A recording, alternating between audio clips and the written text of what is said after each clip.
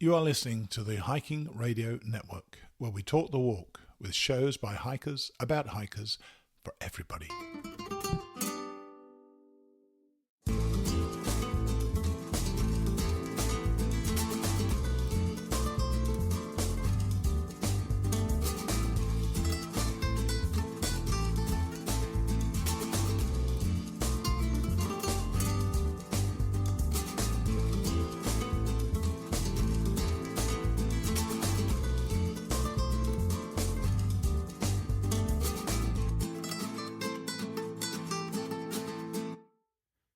Hey guys, welcome back to the podcast. You're listening to the Camino de Santiago edition of Mighty Blue on the Appalachian Trail. I'm away in Spain right now, walking across the northern plains of Spain, and I've just about finished the Meseta. It's been my favourite part of the trail so far. Many people seem to hate it. I love it. I can't recommend it more highly. I'm in Leon now, recording this podcast and about to take a little side trip, part of which I had already planned and part of which has been recently planned due to events that happened while I was out here. You'll find out soon enough what it is. Also today we catch up again with Beth and Andrew. And funnily enough, something called Rufus. I'll let you find out about that after hearing the first couple of days of my Camino adventure. So now we're going to start with days 16 and 17 from the Camino. Day number 16, Castro Jerez, 200.7 miles, to Boadilla del Camino, 213.4 miles, just a 12.7 mile day. What a sensational little town Castro Jerez really is. I don't recall from before that the route took us through the higher part of the town back in 2018 because, I'm sure I would have remembered this little gem. It may also have something to do with the time of day, but it was a glorious walk through it. I'd had my breakfast and set off around 7:30 a.m.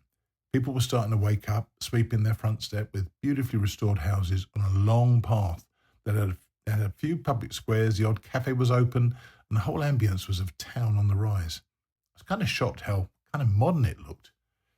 Leaving the town behind, I set out on a dead straight road with our big climb of the day right in front of me, almost taunting me. It was a climb of about 300 or 400 feet over a half mile of road.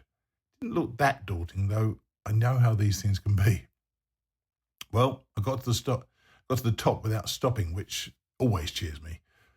And at the top, several people were snapping photos and congratulating themselves because that was basically our last climb of the day. Then a short, flat walk about 4/10 of a mile allowed us to see the unfolding panorama all around us, the Meseta in its full glory. Then we started down. People seem to miss the Meseta from time to time. I think that's a big mistake. Everywhere's lush and green with loads of different shades of green. From time to time, though, they have wilded some of the fields with a profusion of pink flowers, white flowers, yellow flowers, purple flowers, and really the deepest crimson poppy. It is a riot of colour. Just short of Itero, we ran into a food truck, which of course is always popular. It was just selling a few basic items, and of course, I stopped for a quick snack. There, I ran into Daniel Clark and his wife Caroline, a previous guest on the podcast, and a couple who joined us for dinner back in Burgos. Then, as often happens after food trucks, we found a decent cafe in Itero. I sat once more with Daniel and Caroline over a coffee before the final run into Boadilla del Camino. For the last 2 or 3 miles, we appeared to be funneled towards the town with high banks on either side. You couldn't see anything apart from these high banks. And of course, the amazing wildflowers. It was kind of enticing, actually. I got into the town and quickly found the hotel which was attached to an albergue. I had a small lunch before heading to my room and starting and completing my podcast. Fortunately, I did it in enough time to join the communal dinner, and about 50 of us sat down together. Plenty of good conversation with people from Hong Kong, Scotland, Panama, and Germany. I love the mix here. But the other reason for staying in a hotel with decent Wi-Fi is that I wanted to listen to my team, the Mighty Blues, in the semi-final of their playoff season. And after being behind once more, they rallied to draw 2-2 after extra time, which sent the tie into penalties. We missed our first one, but I'm more than delighted to report that we won 4-2 on penalties, which then set me a bit of a dilemma, which I'm actually going to talk about later in this episode, as I need to work a few things out to address this dilemma.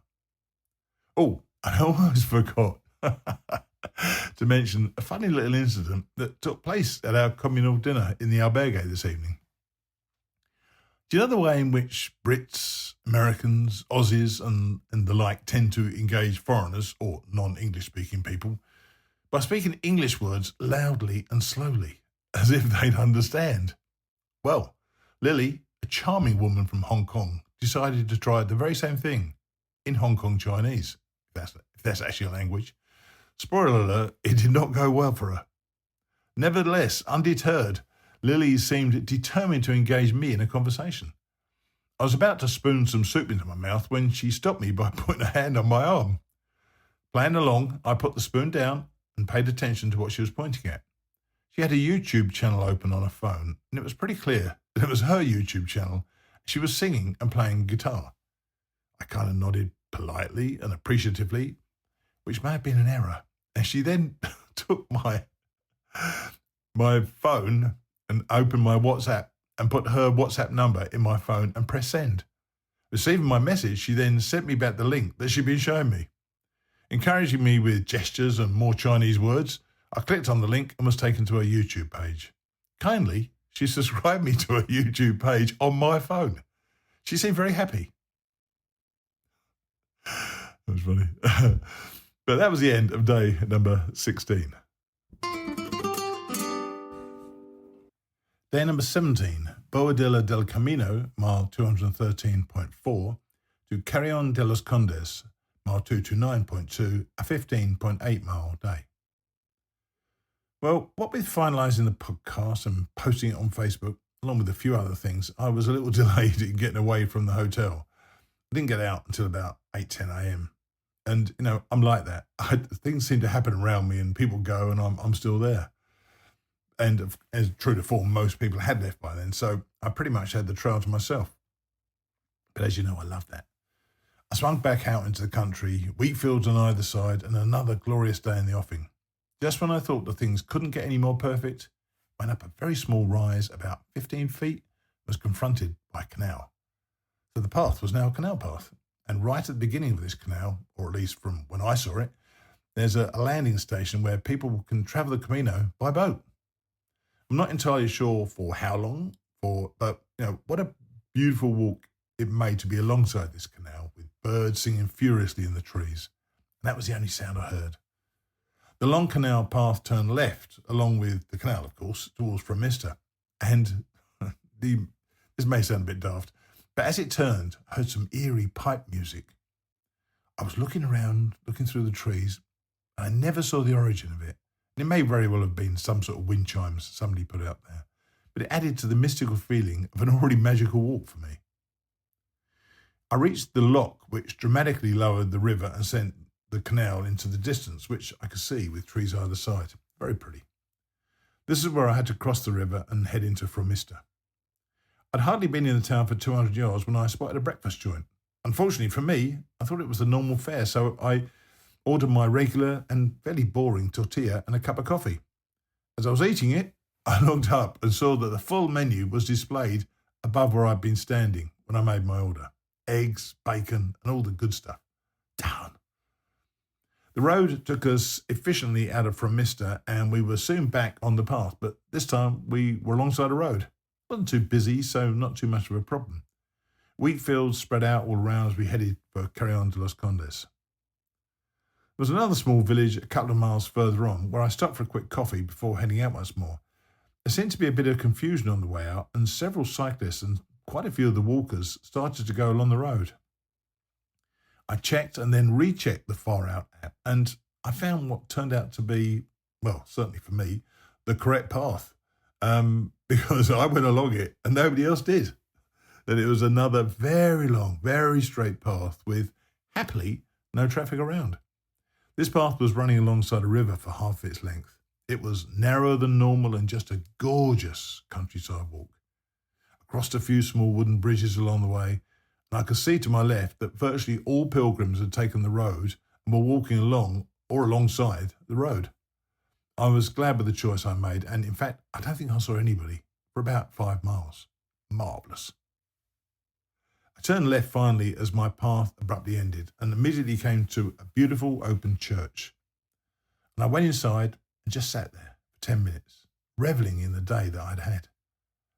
I walked on to Ledigos, from which I knew was about 3 straight miles into Carrion de los Condes.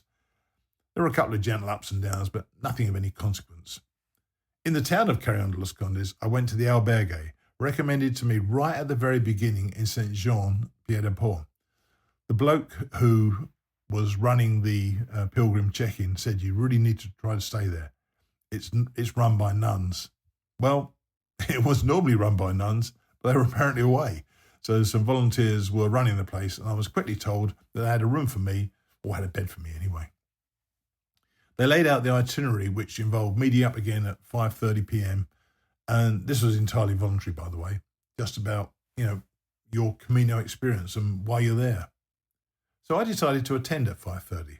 And there was only one other guy there and about 10 women. Many different languages, and an Italian woman, Laura, stood as a translator into Spanish for a couple of them. We told our stories, and it felt good to hear other people's motivations. Then, somewhat randomly, we started singing.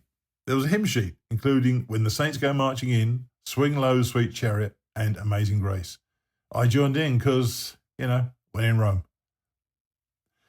At 7, I understood that there was to be a blessing by the priest in the church, so I went there at 7. Turns out it should have been at 7:30. Anyway, I sat through an entire mass in Spanish.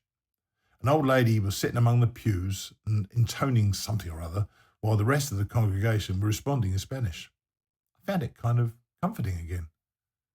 Eventually, the priest showed up.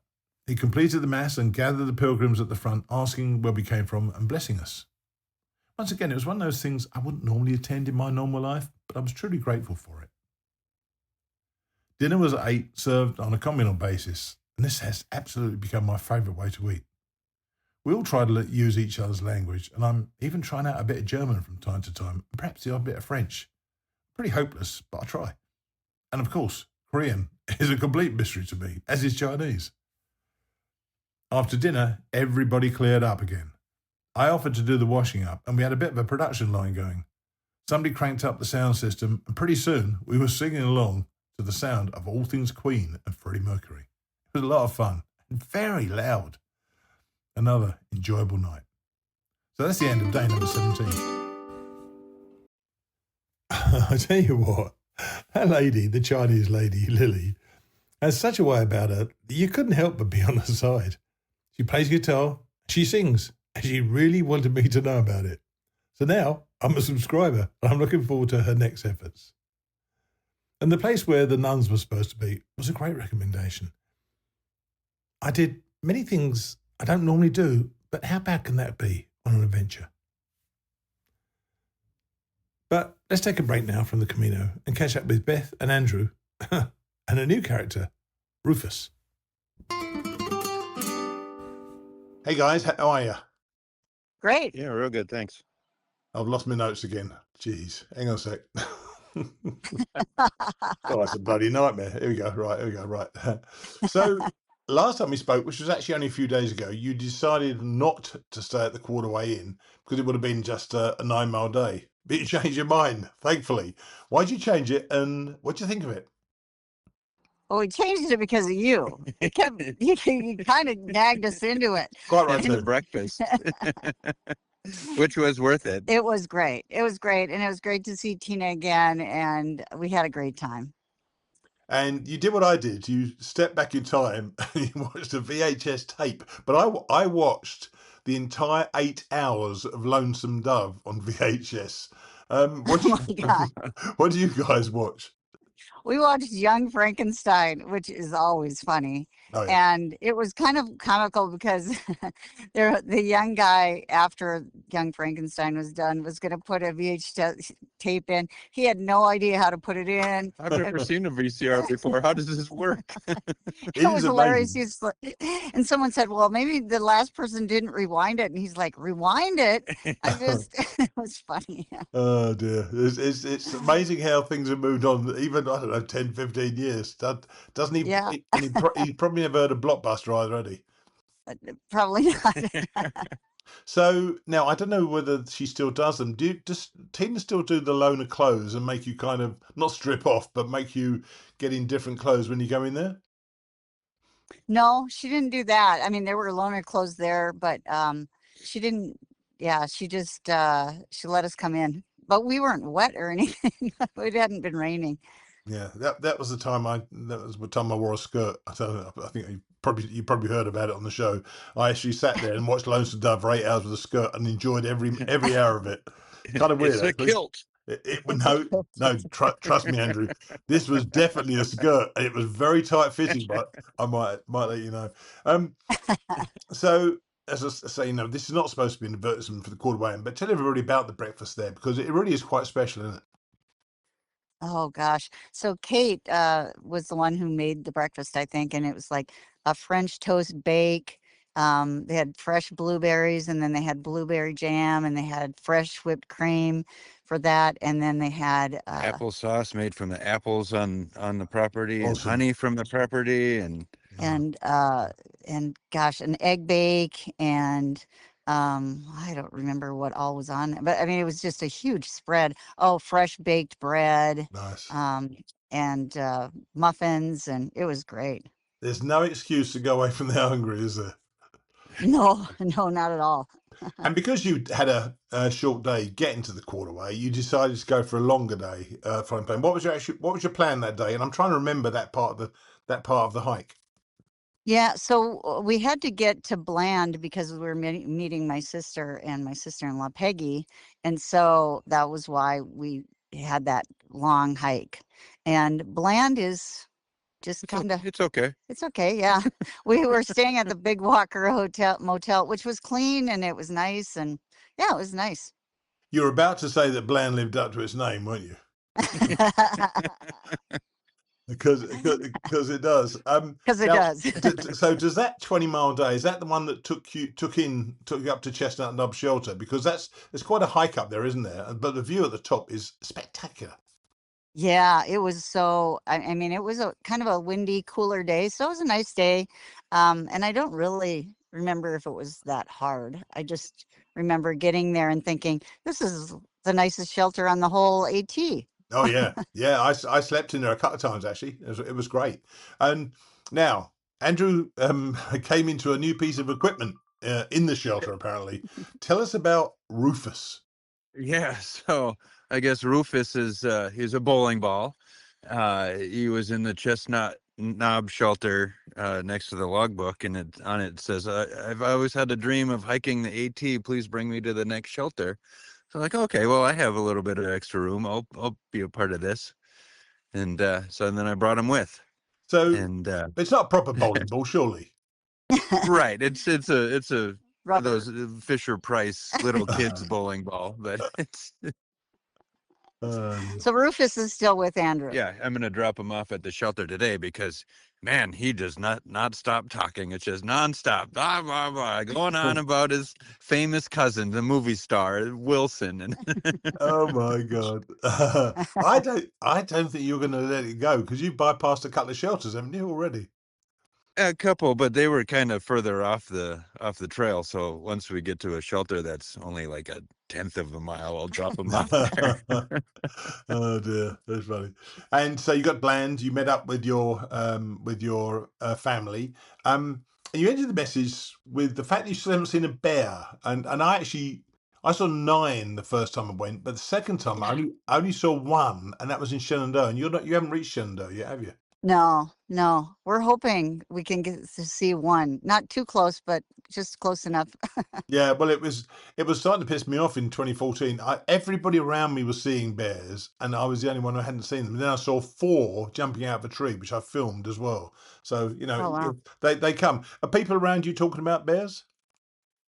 Yeah, there's this guy Cardinal a couple of days ago, or was it yesterday? It was Yes. yesterday or the day before. Dave. And he goes, "Hey, did you see those bears this morning?" And I'm like, "What? I haven't seen a single bear yet." It's like, "Oh, yeah, I just saw 4." It's like, get out of here! It's like I didn't see any. Now, I don't know whether I misread this or you miswrote it. Your first day hiking was with Peggy, but and she'd gone from no hiking to I think was it an 18-mile day? Yeah, 18 miles yesterday. Oh my She's a gosh. trooper. Man, she kept up and she had no problem. But she's a runner too. Oh, So I mean she's doing a marathon after she gets home. So she's in good shape. all right. There's just Okay. there's no hills in North Dakota to prepare you for this. Well, exactly. That's kind of what I was thinking about, actually. And now you're at Weary Feet, which I've actually been to, but I've never actually stayed there. So what's the setup like there? Well, it's very nice. It is a beautiful old home, and yeah, it's got some bunks in it. That's where we stayed, was in the bunks, and great breakfast this morning: pancakes and eggs with spinach and cheese, um, and sausage. It was great. It seems like the trail is becoming more of a culinary destination every year. Yeah, no kidding. Places to go and places to eat. Well, you're supposed to lose weight on this trail. Have you guys weighed yourself since you've been out there? I mean, there's not much of you anyway, Beth. So you don't need to lose any weight. But I'm not insulting you, Andrew. I don't know how much you weigh. Have you lost any weight? Actually, I haven't, but I remember when you first asked him the first time we did this that I said I was around 185. It turns out I'm more around 200. so, so I'm just fluctuating between Oh, 195 and 200. I'm trying to eat as much as possible. And, yeah. and last night they gave us spaghetti and it was a great meal last night too. Salads and yeah. Super, super duper. And Dave's is still about 300 miles ahead of you. He's been talking about a very quiet trail. What's your impression so far? I mean, are Oh, there hikers around a lot? Because I think it happens when there's a bubble, then there's a lull almost, and then there's another bubble. So what do you think you're in? I think we're probably in a lull. Maybe. I mean, Don't we'll know. see. We'll see. Maybe 5 hikers throughout the day. Yeah. Maybe we'll That's not leapfrog many. a couple. That's not many though. Yeah. That's surprising. In fact, Dave's again had to not had to, but he stayed at another shelter all by himself, and there's just been Oh no one wow. there, no one there at all. So it's kind of surprising to me that perhaps people went to trail days and haven't actually got back yet. So you never Yeah. know. Yeah. Yeah. All right, guys. Well, look, lovely to hear from you. And I know today you're going to go past Dismal Falls, which I went Oh, in. I went in the water, so you got a chance to go in the water again, Andrew. Remember? I was actually thinking about that this morning, but it's 45 degrees right now, and we'll Don't see worry. how it. Don't worry about all that. Channel you're in a Dara, and Okay, I yeah, will just for you. yeah, do it, and then report that next time. All right, guys. Well, look, Okay. Okay. glad you're well. Glad it's all happening for you, and we'll catch up next week. Okay. Okay. Sounds great. All right, thanks. Bye. Bye. Cheers, then. Bye. I think it was a brick that went all the way to Catan last year. This year, Andrew had the honour of helping Rufus along his way. He seemed to be somewhat attached to the bowling ball, didn't he? But he sent me a picture later of him leaving the ball in another shelter. This coming Thursday, I'll catch up with Dave, and I'll be interested to see if he's found more company on the trail. He certainly seemed to be missing it last time, and I hope that loneliness doesn't derail his hike or just lessen the impact of it. I suspect that it won't, and I know that our friend Hugh Eckrath has helped and continues to help him along the way. Thanks so much, Hugh. So, now it's back to the Camino, and days number 18 and number 19. Day 18, Carrion de los Condes, 229.2 to Terradillos de los Templarios, 245.2, a 16-mile day. Once more, I'm afraid that my mouthguard must have slipped out during the night. Nobody complained about his snoring, which was rather nice, and the room started to stir as somebody's alarm went off at around 6 a.m. I was in no hurry, but got myself together and left the room, going down to see if there was any breakfast on hand. There was no coffee, but there was tea. But I needed coffee. Fortunately, 50 yards away, there was a cafe, so I stopped in and chatted with a bloke called Bunny from New Zealand and Dave, a Korean American. Once again, the mixture of countries and people is just wonderful out here. Eggs and bacon, yet again, were not available, so I took a salami roll and a cup of coffee. Heading out, the sun was still quite low in the sky, vividly lighting up the greenery around us before we actually left town. The start was somewhat unpromising. We were going to be alongside the road for some miles, and you know how I feel about traffic noise. I had 2 hikers ahead of me by about 200 yards, then 3 women hikers behind me, a little too close for me because I could hear them. I put in a bit of a surge, and suddenly it was quiet again. I looked around, and the ladies were 150 yards behind me. When I say that we were walking alongside the road, it was an extremely quiet road. To give you an idea, I'd been walking for more than 20 minutes before the first car came past. A few cyclists buzzed past, of course, but we were otherwise undisturbed, and it felt like another countryside walk with nothing to disturb nature around us. Remarkably, that car I saw after 20 minutes was the single vehicle I saw on that road in at least an hour. Then we left the road and entered another dirt path. That was also arrow straight. In fact, the path continued unerringly straight for about 8 miles. I can see why someone would find this boring, but I was looking to my right and I could see mountains, probably 10 to 15 miles away. To my left, there was just waving corn, and in the distance, on the hilltops, I can see wind turbines. The wind was keeping the temperature down to the mid-50s, and the path was of compacted dirt with hardly any stones in it. We could hardly have picked better conditions in which to hike. And of course, I was still loving the solitude. Eventually, the long straight path came to the end as a sudden dip revealed a little town with 2 bars right at the entrance to the town. I love it when this happens.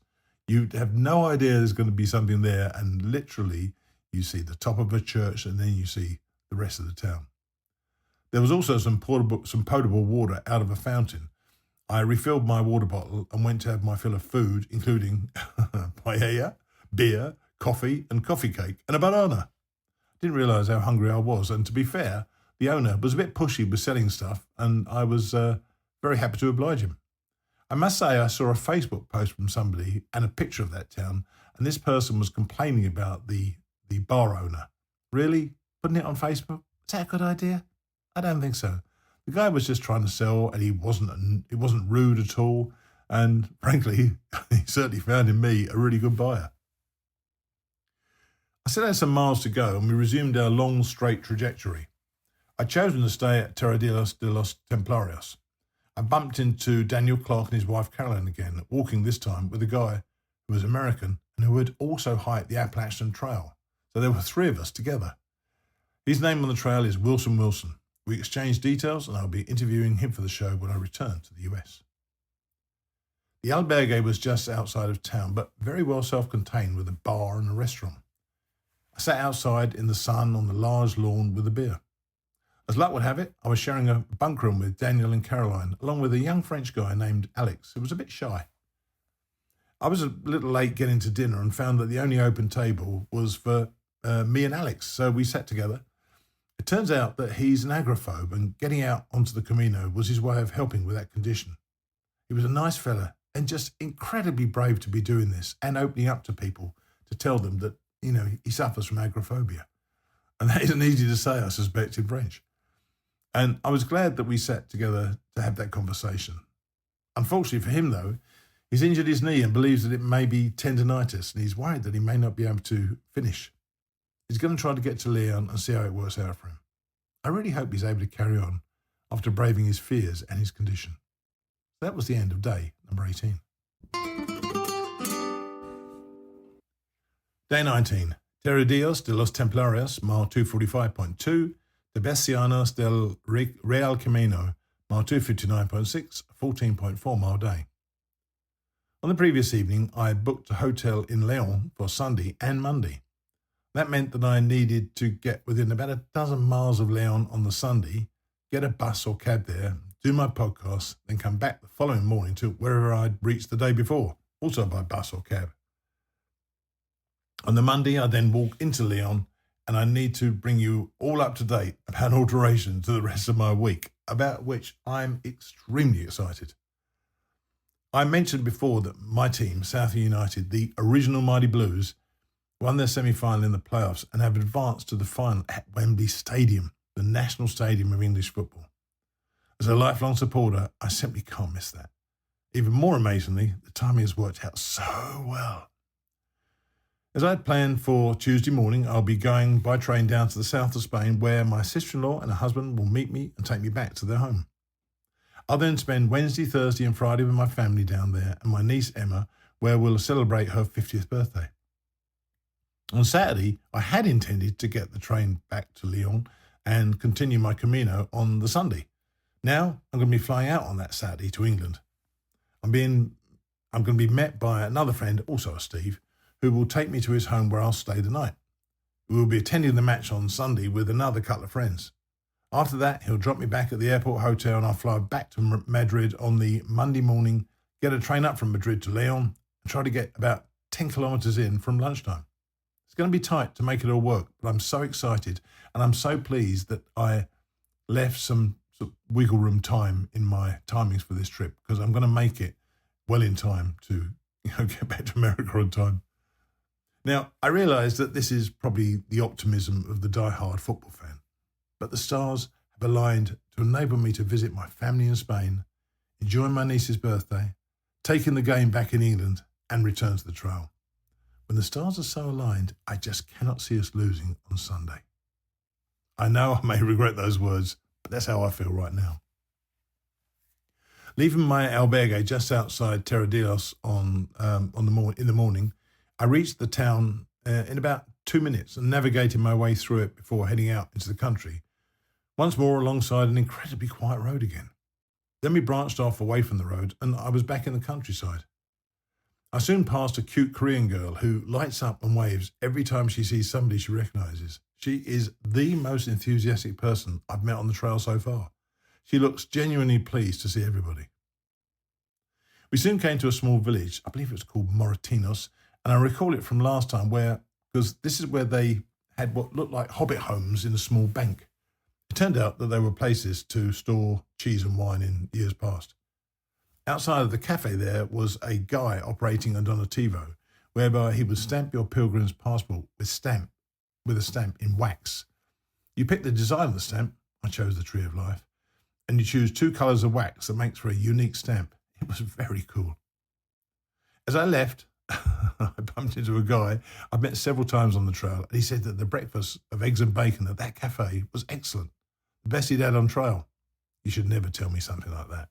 Naturally enough, I walked back 100 or 150 yards and wolfed down some eggs, bacon and coffee. Seems silly not to.